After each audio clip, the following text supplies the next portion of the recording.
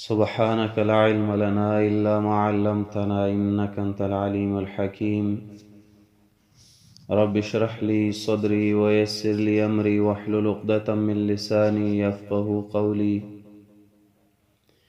رب زدني علما، رب يسر ولا تعسر وتمم بالخير. أعوذ بالله من الشيطان الرجيم. بسم الله الرحمن الرحيم. الحمد لله رب العالمين الرحمن الرحيم مالك يوم الدين. إياك نعبد وإياك نستعين. اهدنا الصراط المستقيم صراط الذين أنعمت عليهم غير المغضوب عليهم ولا الضالين.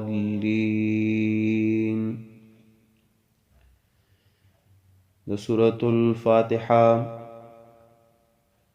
آسمان منا منگا پرونی سبق کی شروع کړو. پاغا اسماء الفاتحه کی تقریبا و نمونه منگا د پار د سورة الفاتحه بیان کړي دي. پاغا و نمونو کی اول نم منگا د سورة الفاتحه د پارا بیان کو. الفاتحه چې دې ته فاتحه ولې وایي د هغې پنځه وجوهات موږ بیان کړي. دویم نوم د دې سورة الحمد چې په دې کې د الله رب کریم حمد بیانېږي، دې وجې دې ته سورة الحمد وایي. بیا یو بل نوم اساس القرآن. دې سورت ته اساس القرآن ځکه وایي چې دا د قرآن مجید بنیاد دی او په دې کې د قرآن کریم هغه بنیادی مضامینو تذکره ده. څلورم نوم منګه د سورة الفاتحه د پاره ذکر کړو سورة الشافیه، چونکې دې سورت کې شفا ده جسمانی او روحانی، دی وجې دې سورت ته سورة الشافیه وایي. پنځم نوم د دې سورة الفاتحه سورة الوافیه همو. وافی معنی د کافی. دا سورت پوره په اعتبار د بیان د مضامینو او د ډلو، دی وجې ورته سورة الوافیه هم وایي. بل نوم مونږه ذکر کړو د پاره د سورة الفاتحه هغه سورة الواقیه. واقع معنی د ساتون کې دا د دنیا او د آخرت د هر قسم مصیبتونو نه انسان ساتي بچ کوي. بل نوم موږ ذکر کړو وم دی سورت ته ام القرآن هم وایي. ام القرآن ورته په اعتبار د دی وایي چې دا د قرآن مجید اصل دی، یعنی هغه اصل مضامین د قرآن دلته مذکور دي، هغه را جمع کړي دي د غون قرآن کریم، دی وجې دی ته ام القرآن وایي. او دا منګه اخرنی نوم ذکر کړو د پاره د سورة الفاتحه. په دې یو آیت وګورئ، قرآن مجید ورته خپله هم ام الکتاب یا ام القرآن ورته وایي. لکه دې د پاره سورت وګورئ سورة الزخرف 43 سورت دی، آیت دی 4. دا د قرآن وم نوم ام القرآن یا ام الکتاب، نو هغه په دې سورت کې ذکر دی. وَإِنَّهُ فِي أُمِّ الْكِتَابِ لَدَيْنَا لَعَلِيٌّ حَكِيمٌ. او یقینا دا قرآن په لوح محفوظ کې دی، لدینا منږ څخه لعلی اوچت مرتبه والا حکیم حکمت نه ډک. نو د آیت کې هم ورته ام الکتاب ویلې. اوس نننی سبق کې یو بل نوم د پاره د سورة الفاتحه ذکر کو. 8 نمبر سورة الکافیه. سورة الکافیه دا د کافی نه دی، کافی معنی پورا، چونکہ دا صورت کافی دی په منځ کې چې کله مون قرأت وکړو. خو که فرض کا دا صورت په منځ کې تاونه ویل، نو حدیث کې راځي رسول الله صلی الله علیه وسلم فرمای لا صلاة لمن لم يقرأ بفاتحة الكتاب نصحی کیږي منز بغیر د لستو د سورت د فاتحینا چې یو تن سورت الفاتحه په منز کې ونه وي داغه منز نه صحیح کیږي منز نه کیږي او د دې حدیث په باره کې د ابن قیم رحمه الله کتاب دی البدائع الفوائد جلد 2 کې هغه وایي چې دلته لا صلاة لمن لم يقرأ بفاتحة الكتاب کې دا با د پاره د ضم کولو دی یعنی نه صحیح کیږي منز بغیر د سورت د فاتحینا او دا حکم منفرد لده امام ابن قیم وایي چې یو تن ځان له ولاړي او هغه سورت الفاتحه نه وایي نو دا هغه منز نه صحیح کیږي یو داسې صورت وی چې یو تن امام پسې ولاړی مقتدی وی نو که فرض کا امام پسې یو تن سورت الفاتحه نه وی نو بیا خیر دې منځ کیږي په دې بل حدیث دی د رسول الله سلام وی من کان له امام فقرات الامام له قرات چې د چا امام وی نو دا هغه د پاره د امام قرات هغه به قرات شمیرل شي هغه به ورله کافی وی نو دی صورت تا صورت الکافیه ځکه وایي چې دا صورت په منځ کې هم کافی وي د دې صورت یو بل نوم صورت الرقیه دی صورت تا صورت الرقیه هم وایي رقیه معنی د دم او دا د حدیث نم ثابت ده چې په دې صورت په ذریعہ سره دم اچولې شوی دی پرون ما تاسو ته دا حدیث ذکر کړو د صحیح بخاری شریف حدیث دی ابو سعید خدری رضی الله تعالی عنہ حدیث دی دا چاغي یو کلی ته تلیو د پاره د دعوت د دین اسلام خو خلکو دعوت مسترد ک نو دی بهر وتل کلی او خوا کې ناستو او دی خپلو کې دا صلاح کو چې من کم خوالاړ شو نو د کلینا یو تن په منډه راځي دوی ته وایي چیرې زمون مشر هغه څه شیو چې چلو مار یا لړم تاسو کې څوک دمه چون کې شته نو پدې کې ابو سعید خدری وې آو خو موږ به تا نه دیرش ګډې اخلو ناغي ویل صحیح ده ابو سعید خدری لاړو پاغه باندې دم واچو وزلې دا صورت وې نو الله غخک دیرش ګړې ته واغستی او دی راغلل صحابه خپلو کې اړم شو چې یاره دا خو غلط کارو شو ځکه صحابو چرته د رسول الله صلی الله علیه وسلم او د نورو مشرانو صحابو نه دا نو لیدلې چې په دین باندې په دم باندې رسول الله صلی الله علیه وسلم چرته پیسې اغستی او تانن په دم دیرش ګړې واغستی نو دی وی راځه دا خبره به مونږه رسول الله صلی الله علیه وسلم ته وړاندې کو چې هغې څه وی چې کله رسول الله صلی الله علیه وسلم ته خبره وړاندې شوه نو رسول الله صلی الله علیه وسلم ورته وفرمایل چې تاسو مالا په دې کې حصه راکئ او دویم دا الفاظ وی ان احق ما اخذتم به اجرا کتاب الله یقینا دیر لایق دی هغه چې تاسو واغست پای باندې مزدوری کتاب الله حکم د الله دی پدی چې تاسو په دسه صورت کې مزدوری اغستې شي پدی د الله حکم دی نو رسول الله صلی الله علیه وسلم ته حصہ مو وغوښتو او دې کار ته جایز هم وی چې دا کار جایز دی چې تاسو وکړو نو ګورئ دې حدیث نه خو یو خبره دا ثابت شوه چې د قرآن کریم په سورتونو سره بالخصوص سورت الفاتحه په دې سره دم اچول شي نو که څوک بیماری دا سورت وزل وای دم په واچوي ان شاء الله العزیز الله باغله صحت کامله ورکی دویمه خبره په دې حدیث کې د خلکو ذهن کې دار اعلی چې یاره په دین باندې مزدوری اجرت هم اغسطی شي.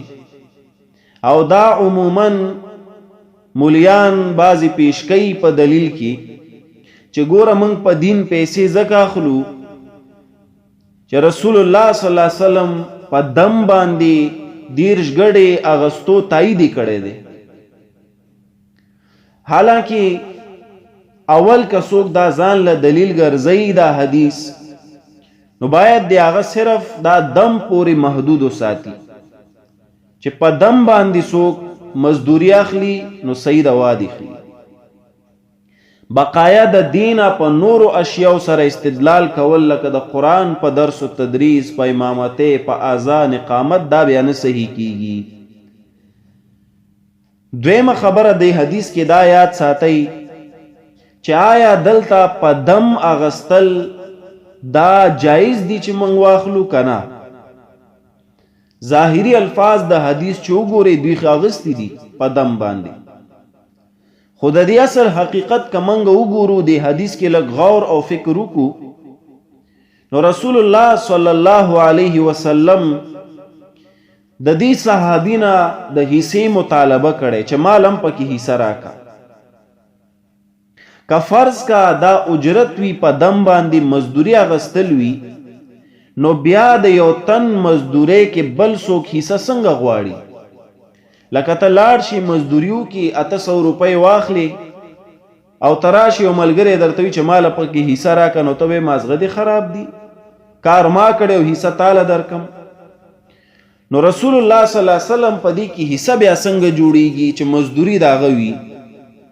دغه ځکه موږ ته یو نقطه راوځي او دې ته اشاره په مبسوط کې امام سرخسی رحمه الله غلوی حنفی عالم داغه کتاب دی المبسوط، هغه په باب الکسب کې دا حدیث ذکر کوي او داغي بیا وجم خی چې رسول الله صلی الله علیه وسلم ولی دلته حصہ غواړي.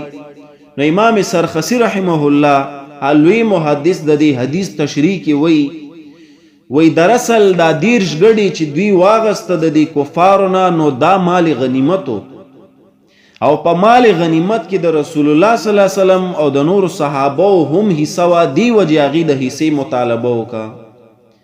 نو اوس کمنګ لګ دا حدیث د سپه غور سره اولولو د دین تاسو ګوري هیڅ قسمه په دم باندې د اغستو هغه اجرت نه ثابتېږي، ځکه دوی چې ته اغستی دا 10 ګړي نو دا من حیث مال غنیمتو. نو بیا رسول الله صلی الله علیه وسلم چې جمله وې نو هغه جمله برحق جمله وا چې په دې د الله امر دی چې تاسو د کفارو نه مال غنیمت واخلئ. نو دا اوس که یو تن استدلال د دې حدیث نو کی تاسو وړاندې چې په دین اغستل شتا، تاسو باول سوال دی چې په پوره دین څنګه د دې حدیث نه استدلال کې؟ دلته خو صرف د رقیه د دم ذکر راغلی. دویمه خبره کته په دې باندې د اجرت استدلال کې چې یاره په دم پیسې اغستل جایز دي، نو هغې خو د کفارو نه اغستې بطور مال غنیمت. نو چې ته اوس د دې مسلمانانو نه اجرت اخلي، آیا دا مال غنیمت دی ته کافر ګڼي که مسلمان ګڼي؟ نو انشاءالله العزیز په خپله به تاسو ته د دې خبرې بیا وضاحت وشي چې تاسو کله په خپله دا قرآن کریم بیانوي او دا حدیث مبارکه تاسو ځای په ځای ګورئ او مخې ته به انشاءالله په سورة البقره کې د دې مسئلې به زه زیات وضاحت کوم. اوس مې اشارتن خبره وکړه چې ستاسو ذهن کې دا خبره د اوس نه کینی چې د دې حدیث نه ګوري استدلال په اجرت علی الطاعات باندې نه کیږي. دا موږ سره یو بل نوم شو د سورة الفاتحه. اوس یو بل نوم دی د سورة الفاتحه، لسم نمبر نوم. لسم نوم شو السبع المثانی. دا بل نوم دی د سورة الفاتحه السبع المثانی. سبع معنی و مثانی د سا سره لیکل کیږي. نو المثانی معنی مکرر، یعنی تکرار چې د یو څیز کیږي هغې دپاره لفظ مثانی استعمالیږي. چونکه دا صورت د دې تکرار په هر منځ کې کیږي، دی وجې دې ته څه ویلی شي السبع المثانی. یا دا مثانی دا د ثنا نه دی، معنی صفات د الله. چونکه دا صورت تاسو ګورئ جمله د الله صفات ذکر کوي، دی وجه دې ته سوی السبع المثانی، یعنی د الله د صفات تکرار پکې کیږي، دی وجه دې ته سویل شي السبع المثانی. او دې د پاره لک سورۃ الحجر وګورئ، هغه سورت کې د غنوم د پاره د سورۃ الفاتحه مذکور دی. لک دې د پاره وګورئ سورۃ الحجر. سورۃ الحجر و اتیایم آیت دے، 87 نمبر آیت، 15 نمبر سورت. سورۃ الحجر و اتیایم آیت، 15 نمبر سورت. اللہ رب کریم دلتا د قرآن کریم د سورۃ الفاتحه دا بل نوم ذکر کئی، وَلَقَدْ آتَيْنَاكَ سَبْعًا مِنَ الْمَثَانِي، او په تحقیق سره در کړه دې منګه تا ته سبعا و آیتونه من المثانی د بیا بیا بیانی دون کو نه چې بیا بیا بیانیږي. والقرآن العظیم، یعنی قرآن ډیر لوی. نو دی آیت نو ګوري ثابتیږي چې د سورۃ الفاتحه یو نوم السبع المثانی هم دی. دین یو مسله واضح شوا چې په دې سورت کې و آیتونه دي، نو دغه و آیات دلتم ذکر دی. لہذا بسم الله الرحمن الرحیم د دې سورت جزء نشاغه به ان شاء الله په خپل ځای وضاحت کوم. یو بل نوم د دې سورت دی یو لسم، سورۃ الکنز. الکنز، کنز معنی د خزانه، چونکه دا سورت د علوم و خزانه ده، پدې کې ډیر زیات علوم دي. بالخصوص پدې کې چې وګورو منګه هغه اصل علوم چې حقوق الله او حقوق العباد دی هغه دلته بیانوي. دی وجه ته دې صورت ته کنز هم ویلی شي، خزانه هم ورته ویلی شي. هغه د قرآن ټول چې څومره احکامات دي حقوق الله او حقوق العباد سره متعلق دا غ ټولو بیان دلته دی. دی وجه دې ته سورۃ الکنز هم وی، خزانه ده. یو بل نوم هم دی د دې صورت، دی صورت تا سورۃ الصلاة هم ویلی شي، الصلاة. او دغه نوم په یو حدیث کې د مسلم شریف حدیث دی، پاغي کې باقاعده دا نوم د پاره د دې سورۃ الفاتحه ذکر شوی. لکه حدیث دی د مسلم شریف، رسول الله صلی الله علیه وسلم فرمایي، دا حدیث قدسی دی. حدیث قدسی هغه حدیث ته وایي چې الله ډایرکټ په خپل ویلي رسول الله صلی الله علیه وسلم ته. نو په دې حدیث کې الله فرمایي قسمت الصلاة، تقسیم کړه دې ما الصلاة، فاتحه سورت یادی ښه د کومه ته بیا دا ذکر کیږي. نو دې ته صلات ویل دي حدیث کې. نو حدیث دا سه دی قسمت الصلاة، ما تقسیم کړه دې دا سورت الفاتحه بیني و بین العبد نصفین، په خپل ما بین او د خپل بنده ما بین دو حصے، دا ما دو حصوں کې تقسیم کړي. اول حصہ به ان شاء الله وګورئ تاسو د الله حصہ پکې الحمدلله رب العالمین الرحمن الرحیم مالک یوم الدین ایاک نعبد تر دې پورې دا د الله حصہ ده. بیا وروسته ایاک و ایاک نستعین تر دوالین پورې دا د بنده حصہ ده. دی وجه دې ته دوی سی وي. اذا قال العبد، الله فرمای کله چې بنده وی الحمدلله رب العالمین، قال الله تعالی حمدنی عبدی، الله بیا په خپلو فرمای چې زما بنده زما تعریف وکړو. بنده چې کله مونږ کې وی الحمدلله رب العالمین، الله رب کریم جواب ورکي حمدنی عبدی، بنده زما حمد وی. واذا قال العبد الرحمن الرحیم، او کله چې بنده وی الرحمن الرحیم، والله څه فرمای اثنا علی عبدی، بنده زما صفاتو کو.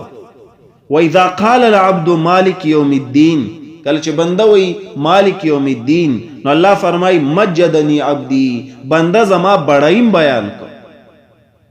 واذا قال العبد ایاک نعبد و ایاک نستعین، کله چې بنده وی ایاک نعبد و ایاک نستعین، نو الله فرمای هذا بیني و بین العبد نصفین ولعبدی ما سأل، دا زما او زما د بنده په منځ کې نیم تقسیم دی دا آیت، او زما د بنده د پاره هغه دی چې ما نه غواړي. دا آیت ایاک نعبدو د الله حصہ و ایاک نستعین د بنده حصہ ځکه دې دپاره نصفین وې. بیا واذا قال العبد اهدنا الصراط المستقيم صراط الذين انعمت عليهم غير المغضوب عليهم ولا الضالين، کله چې بنده د الفاظ وي نو الله فرمای هذا لعبدي، دا زما د پاره د بنده د ولعبدي ما سأل، او زما د بنده د پاره هغه څه دي چې هغه غواړي. نو ګورئ دی صورت ته په دې حدیث د مسلم شریف کې سورۃ الصلاۃ ویل شوی، دی وجه موږ ورته سوی سورۃ الصلاۃ، چونکه دا صورت د الله او د بنده ترمنځ کلام دی، خبرې دي، نو دی وجه دی ته سورۃ الصلاۃ وی چې په منځ کې موږ د الله سره څه کوو، خبرې کوو. نو چې کله موږ د خپل رب سره خبرې کوو او موږ دا صورت وایو په معنا باندې نه پوهیږو، زموږ د منځ به څه خوندي. نو پکار دا د لازم دا د پر مومن مسلمان چې هغې دا صورت په معنو سره زده کي، چې کله دا په منځ کې وایي نو بیا به په خوندم پوهیږي. او بل حدیث کې راځي رسول الله صلی الله علیه وسلم په باره کې چې کله هغه به دا سورة الفاتحه لستو قرات به کولو نو کان له سکتات، اغله به سکتات، هغه به ځای په ځای ودرېدو. یو آیت به وی الحمدلله رب العالمین، بیا به لږ ودرېده، الرحمن الرحیم مالک یوم الدین ایاک نعبد و ایاک نستعین اهدنا الصراط المستقیم صراط الذین انعمت علیہم غیر المغضوب علیہم ولا الضالین. دا شان سختی به ځای په ځای کولو. او یو زمونږه قرا صاحبان دي، رمضان را روان دي، نو په یو سا کې سورۃ الفاتحه هم وی او ورسره بل سورۃ هم شروع کی. دا د الله او د بنده ترمنځ کلامی، نو چې ته کلام د الله سره داسې وکړي چې په یو سپیډ کې په 120 کې ته لګیای الله سره خبرې کې، نو الله به ستا خبرو ته توجه وکړي. نو پکار دا ده چې د بادشاهانو بادشاه مخې ته موږ ولاړ یو، ډېر مؤدبانه طریقې سره موږ د الله سره کلام کوو. دا د دې سورۃ الفاتحه 12 نوم شو. یو بل نوم هم دی د دې سورت تعلیم المسأله، 14 نوم تعلیم المسأله. تعلیم معنا چاته سبق خودل، مسأله معنا د دعا. دا صورت منگ تا د دعا کولو چل خی، دی وجه دی تسویل شي تعلیم المسأله. انشاءاللہ چکل دا صورت تاسول ولی خپل و پی پوی شي چې د دعا چلی در تسنگو خو. گوری د دعا دا طریقه دا چې اول منگا سو کو د خپل رب تعریف کو، او دا صورت په سر کې چوغوري د رب تعریف پکې موجود دی. بیا دویم نمبر چې الله تخپل عجز وړاندې کو چې دا سیز غواړم، ناغه چې دا سو ګوري پاغي کشته ایاک نستعين. بیا دریم چې دا الله نه تمه مساتو چې الله رب کریم بدا سیز مال راکې، نو اهدنا الصراط المستقیم پای کې بیا داشته. نو تعلیم المسأله ورته ځکوي چې دا صورت د دعا کولو چل منتخی. دا 14 شو. 14 نوم دی صورت ته سورۃ الشکر هم ویل شي. سورۃ الشکر چونکه هر نعمت حصول نه بعد منګ وایو الحمدلله، د الله شکر ادا کوو. د دې صورت په سر کې ذکر دی الحمدلله، اول صورت دی او په سر کې الحمدلله ذکر دی. د منګه د الله شکر په اول کې ادا کوو، دی وجه دی تسویل شي سورۃ الشکر. دا 14 نوم شو. 15 نوم د دې صورت. دې صورت ته سورۃ النور هم ویل شي. سورۃ ته سورۃ النور هم ویل شي ځکه په دې صورت سره انسان ته ظاهری او باطینی نور ملاویږي. انسان ظاهری او باطینی په نور باندې منور شي چې کله دا صورت سینې ته دننه کی. دی وجه ورته سورۃ النور وایي. او دا د مسلم شریف یو حدیث هم دی پدې. نبی کریم صلی الله علیه وسلم په خدمت کې یو فرښتہ الله راولېږه، نو هغه فرښتې ورته وویل چې خوشاله شئ د الله رسوله، ځکه تاسو ته دوه داسې نور درکول کیږي چې تاسو نه قبل یو پیغمبر تم نه دی ورکړی شوی. نو پاغي کې اول نور سورۃ الفاتحه او دویم نور د سورۃ البقره اخیری آیتونه. نو په دې حدیث کې هم سورۃ الفاتحه ته نور وای دی وجه د دې یو نوم څه نور شو. دا 15 نومونه زم دا به کافی وي ان شاء الله. ځکه جمله چې تمام تفاسیر وګوري روایت وګوري او راغونډ کې دا غینه تقریبا 22 نومونه د پاره د دې صورت جوړیږي. 22 نومونه ټوټل دي. دا 15 نومونه وزیم ډیر وي. په دې به ان شاء الله العزیز اکتفا کو او کوشش وکړي چې دا نومونه کم از کم په 15 کې او 2-3 چې تاسو یاد وساتئ. دا تاسو د پاره ډیر غټ علم دی. نو مونږ 15 نومونه د پاره د سورۃ الفاتحه ذکر کو. آینده سبق کې سبانی سبق کې ان شاء الله العزیز مونږ به د سورۃ الفاتحه فضیلت هم ذکر کو چې د دې سورۃ فضیلت څه دی او چتواله به د دې سورۃ ذکر کو چې دا سور او چت سورۃ دی. دا سور لوی شان والا صورت دی.